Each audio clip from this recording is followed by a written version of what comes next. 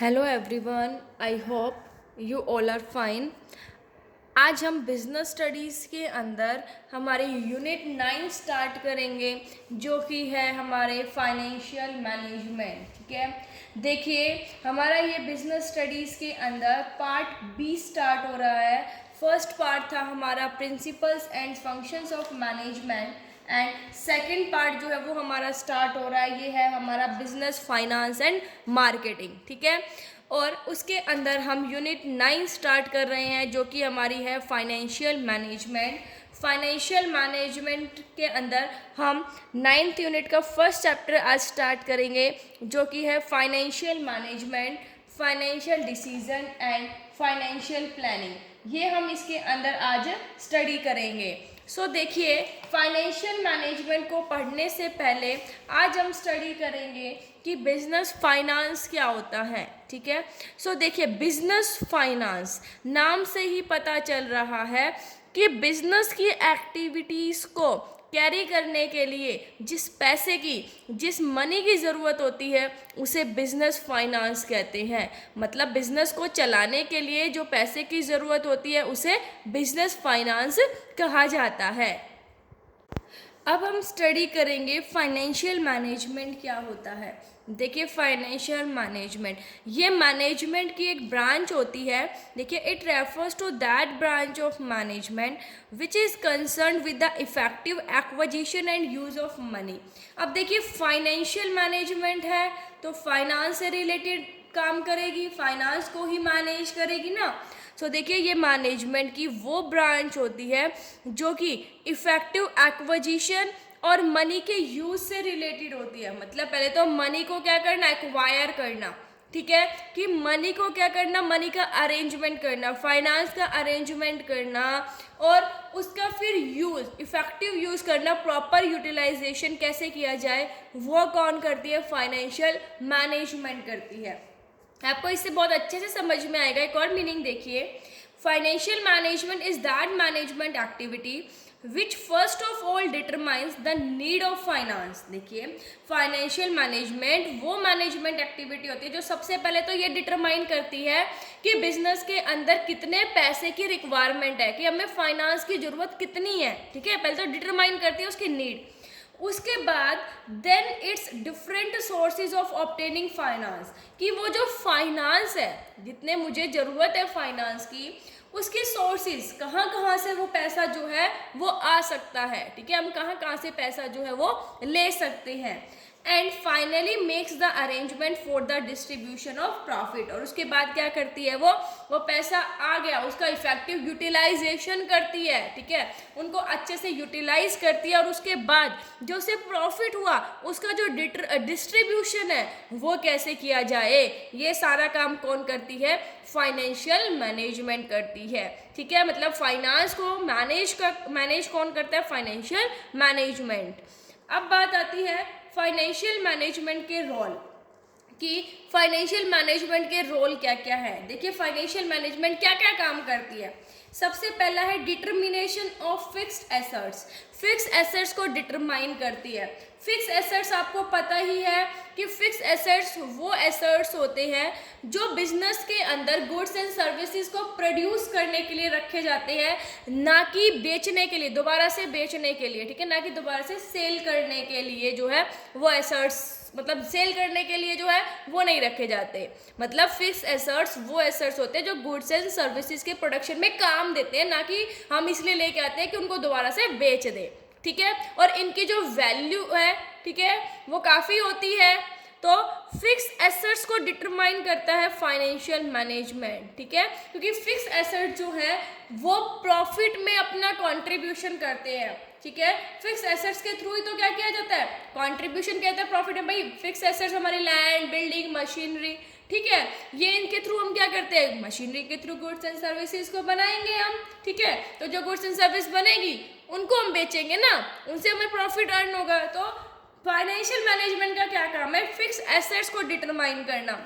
मतलब कि हमें कितने फिक्स एसेट्स खरीदने हैं, मतलब जो इन्वेस्टमेंट है ना टोटल फिक्स एसेट्स में कितना करना है, और हर सेपरेट फिक्स एसेट्स के अंदर कितना करना है। मतलब फाइनेंशियल मैनेजमेंट क्या डिटरमाइन करती है कि भाई हमको टोटल फिक्स एसेट्स में कितना इन्वेस्ट करना है। मतलब मान लीजिए वो करती है कि हम टोटल फिक्स एसेट्स 1 लाख के लेके आएंगे, ठीक है भाई, हमें 1 लाख रुपीज चाहिए फिक्स एसेट्स खरीदने के लिए, ये तो हो गया टोटल। लेकिन भाई लैंड के लिए हमें 35,000 चाहिए, मशीनरी के लिए 45,000 चाहिए, ये जो हम अलग अलग कर रहे हैं ये क्या है सेपरेट, ठीक है। एक तो टोटल कितना होगा 1 लाख, और बिल्डिंग के लिए मशीनरी के लिए कितना कितना चाहिए वो क्या सेपरेट फिक्स एसेट्स को भी डिटरमाइन करती है। और ये किसके थ्रू किया जाता है, कैपिटल बजटिंग के अंदर। कैपिटल बजटिंग के अंदर अब ये डिसाइड करेंगे कि मान लीजिए हमें 500 करोड़ रुपए इन्वेस्ट करना है, ठीक है, तो इसका मतलब क्या कि फिक्स एसेट्स कितने के इंक्रीज होंगे 500 करोड़ के, ठीक है। सबसे पहला काम क्या होता है फिक्स एसेट्स को डिटरमाइन करना। ऐसे ही करंट एसेट्स को भी डिटरमाइन करते हैं। अब करंट एसेट्स जो हैं वो क्या होते हैं, करंट एसेट्स जो हैं वो एसेट्स होते हैं जिनको विद इन 1 ईयर हम कैश में कन्वर्ट कर सकते हैं और सेल के लिए जिन्हें रखा जाता है, ठीक है।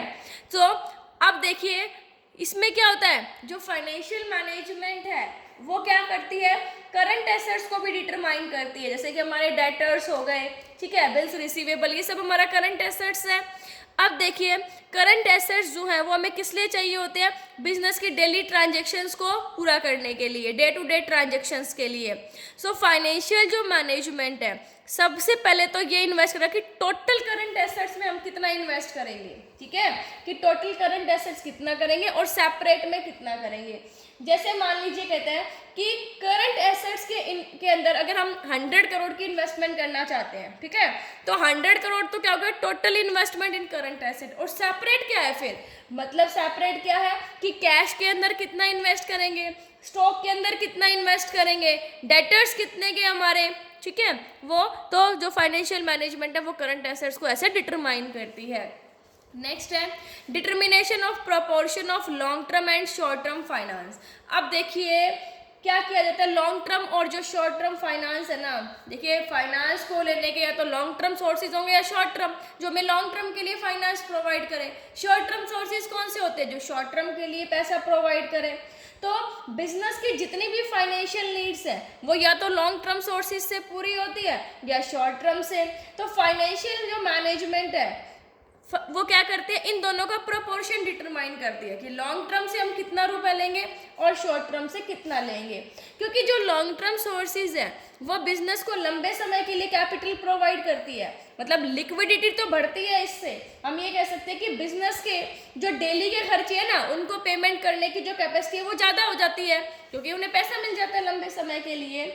लेकिन अगर हम इनकी कॉस्ट देखें तो शॉर्ट टर्म सोर्सेज के कंपैरिजन में इनकी कॉस्ट जो है वो हाई होती है। मतलब अगर हमें ज़्यादा लिक्विडिटी चाहिए तो हमें ज़्यादा कॉस्ट देनी पड़ेगी, कम चाहिए तो हम कम, मतलब अब अगर हमें ज़्यादा लिक्विडिटी चाहिए तो लॉन्ग टर्म सोर्सेज का यूज़ करेंगे, लेकिन लॉन्ग टर्म सोर्सेज का यूज़ करते हैं तो कॉस्ट ज़्यादा आती है, ठीक है। अब शॉर्ट टर्म का करते हैं तो कॉस्ट तो कम आ जाती है लेकिन लिक्विडिटी कम रहती है। तो फाइनेंशियल जो मैनेजमेंट है वो लिक्विडिटी और कॉस्ट एनालिसिस के बेसिस पर क्या करता है, इन सोर्सेज का प्रोपोर्शन जो है वो डिटरमाइन करता है कि लॉन्ग टर्म सोर्सेज से कितना लेंगे और शॉर्ट टर्म सोर्सेज से कितना लेंगे। नेक्स्ट है determination of proportion of long term financial sources. अब हम लॉन्ग टर्म फाइनेंशियल सोर्सेज का यूज़ कर रहे हैं तो लॉन्ग टर्म फाइनेंशियल सोर्सेज भी बहुत सारे होते हैं, तो उनका कितना प्रोपोर्शन होगा वो फाइनेंशियल मैनेजमेंट डिटरमाइन करती है। देखिए लॉन्ग टर्म फाइनेंशियल सोर्सेज के अंदर क्या क्या आता है, हमारा इक्विटी शेयर कैपिटल, हमारी retain earning, preference share capital, जो हमारे लॉन्ग टर्म लोन्स हैं, डिबेंचर्स है, ये सारे हमारे लॉन्ग टर्म फाइनेंशियल सोर्सेज होते हैं। फाइनेंशियल मैनेजमेंट जो है वो क्या करता है, इनका प्रोपोर्शन डिटरमाइन करता है। जितने भी हमारे लॉन्ग टर्म फाइनेंशियल सोर्सेज हैं उनका प्रोपोर्शन डिटरमाइन करेगा। और वो प्रोपोर्शन कैसे डिटरमाइन किया जाएगा, उनकी मेरिट्स और डिमेरिट्स के बेसिस पर, क्योंकि हर सोर्स की क्या होती है, लॉन्ग टर्म सोर्सेज जो हैं, जो हमारे रिटेन अर्निंग है, इक्विटी शेयर है, प्रीफरेंस शेयर कैपिटल है, इन सब के क्या होते हैं, मेरिट्स और डिमेरिट्स होते हैं। तो इन्हीं के बेसिस पर इनको अच्छे से एनालाइज करके उनका जो प्रोपोर्शन है वो डिटरमाइन किया जाता है। अब देखिए नेक्स्ट है determination of various items of profit and loss account. Profit and loss account के जो अलग अलग आइटम्स होते हैं उनको भी फाइनेंशियल मैनेजमेंट डिटरमाइन करता है। देखिए कैसे करता है, it determines the various item of profit and loss account. Profit and loss account के अलग अलग आइटम्स को कैसे डिटरमाइन करेगा, क्योंकि जो भी आइटम्स होते हैं, ठीक है, उनको अकाउंट में इंक्लूड किया जाता है। देखिए various items are included in the account, जो भी आइटम्स हम अकाउंट के अंदर इंक्लूड करते हैं वो अलग अलग जो फाइनेंशियल डिसीजंस हैं उनसे अफेक्ट होते हैं।